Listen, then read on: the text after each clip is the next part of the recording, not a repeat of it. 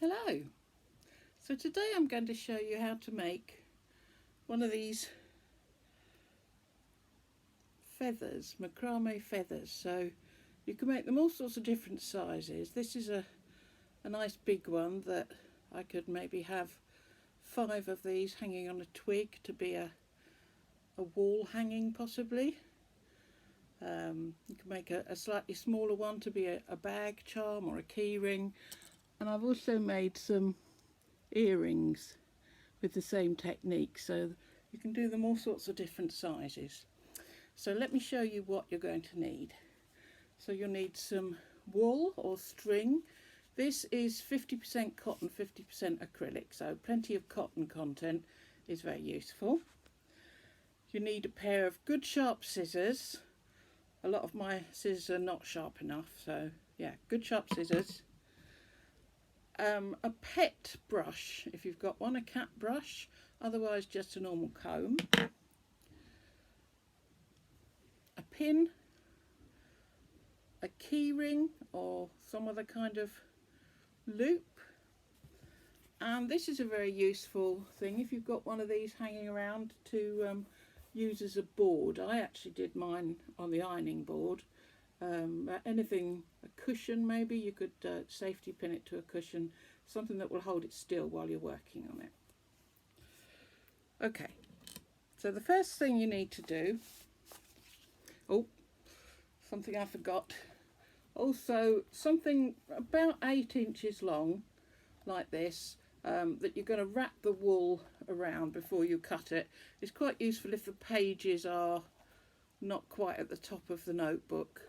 This is something else I used so that you can actually get your scissors in to snip the wool once you've wound it round, but I'll show you that.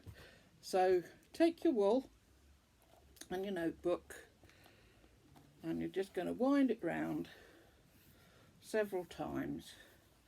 For the big leaf I actually did 80 winds, but obviously if you're doing it to the size of a book you can go back to it later.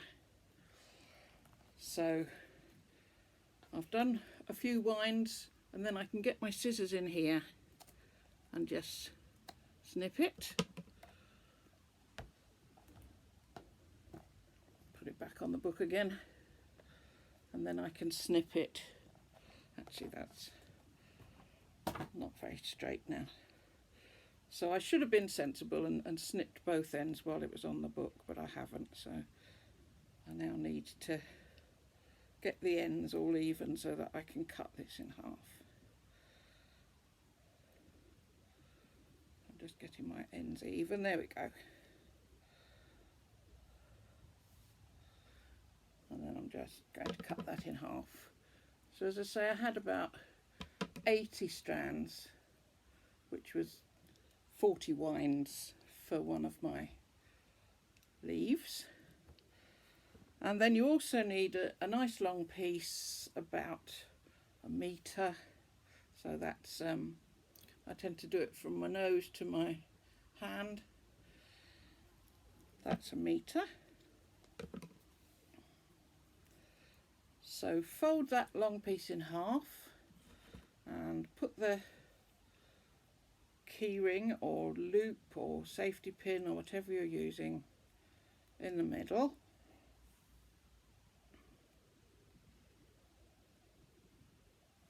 And then you're just going to knot this just under the loop. Okay, so try and get that knot as near to the loop as you can. And then you're going to pin this onto your backing. So I've got this piece of foam here, which is a child's play mat.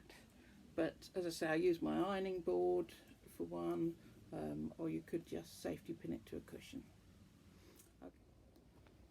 Right, so I've got my long piece of wool pinned onto the board here, and I've got my bundle of short pieces of wool, and I'll show you how to do the next bit. So you need to fold your piece of wool in half like that, and then you're going to put the loop underneath your long string like that. So I've got the loop there sticking out towards the left, and you'll find when you do these knots, they're square knots, that you'll be able to see the knot is sticking out to the left. Now I have my second piece folded in half, and what we're going to do is put this on top of that long piece of string, and we're going to put these ends through the loop and this loop over the ends like this. So the ends go through the loop like that, and then this loop goes over those ends, so that you've got two lots of ends through the loops, and then you just pull them both, and that gives you a square knot. And you'll see there's a little loop on the knot this side, which is the side where I put the first loop, and then you can just push this up to the top, and that's your first square knot done. So for the second square knot, again fold your piece in half, and then this time we're going to put the loop underneath but sticking out to the right, and then get the second little piece, fold it in half, and we're going to put the ends through that loop, and then the loop over the other ends. So your second piece is on top, your first piece is underneath, second piece is on top, the ends through the two loops, pull it tight, push that up,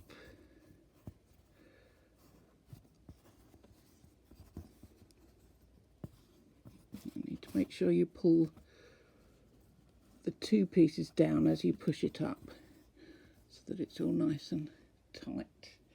And this time the little loop of the knot is to that side.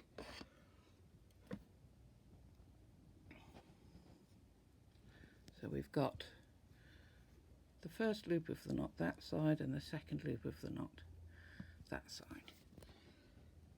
Okay. And you just carry on like that. So next square knot, you're going to have the loop sticking out to the left underneath the string, the long string, and then this one's going to go on top, so the loop goes over those ends and these ends go through that loop, pull it tight, and then just push it up the string.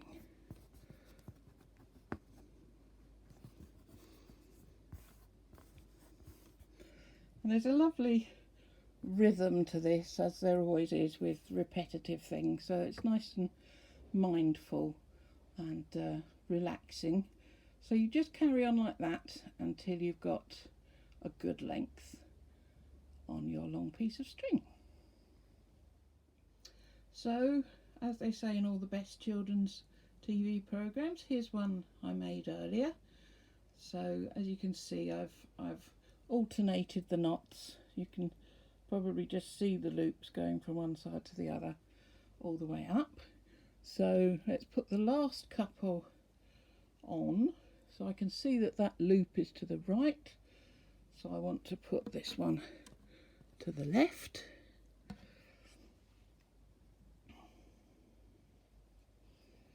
Bring that up a little bit, and then with my second folded piece, the ends are going to go through that loop, and the loop is going to go over those ends, pull it tight, and then just push it up the string in the middle. So I'm happy with that. I've got all of those pieces of wool on there. So we're going to tie these two off at the bottom just to keep it all good and tight. So I've pushed it up as high as I can. Sometimes it can end up looking a little bit sparse at the bottom, so I've got another couple of pieces that I'm just going to put inside my knot. So I've laid it over those two at the bottom, and then I'm going to do my knot, and that will just give me a little bit more bulk at the bottom of the feather. So that's one knot, two knots, and then we want all of those to come down. So as you can see, with the weight of it, it will kind of hang down a little bit like that. So now we want to try and cut a feather shape in that. I have got a template here that I used, or you can do it by hand if you wish. My template did move about a little bit, so I wasn't totally happy with it, so I think I'll do this just by eye. So I've got my nice sharp scissors.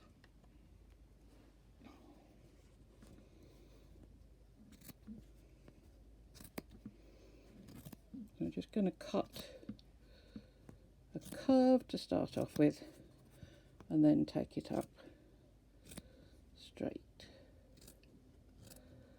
This is just kind of a first cut. You can do lots of more little trims afterwards. So that's that side looking nice and feathery. And then we'll go up this side.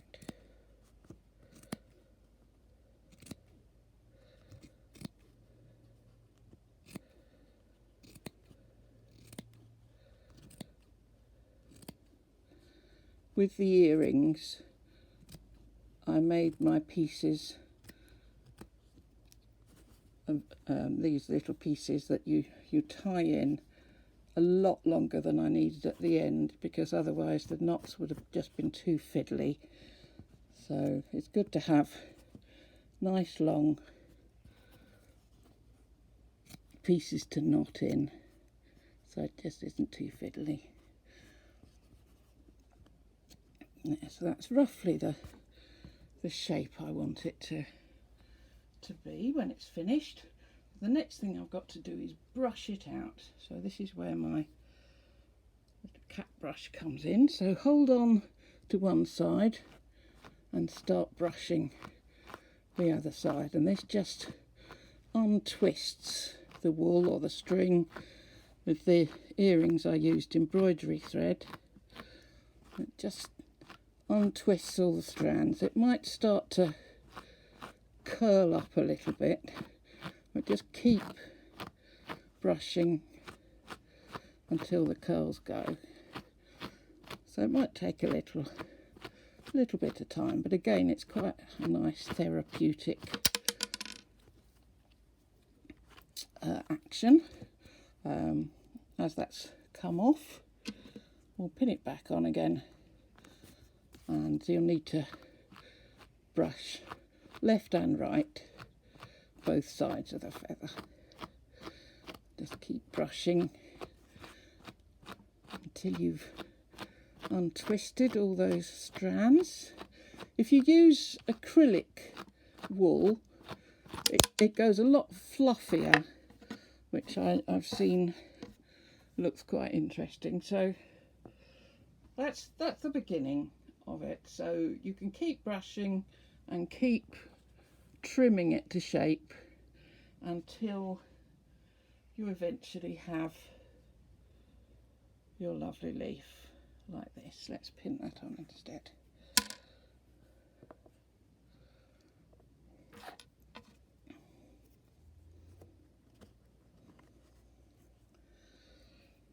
Well, that's what it looks like once it's brushed back and front.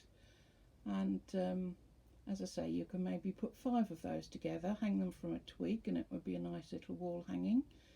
With the earrings, what I did once I'd trimmed them and brushed them is I sprayed them with hairspray, which gave them a little bit more firmness, and then I was able to trim them again. So there you go. That's how to make a macrame feather.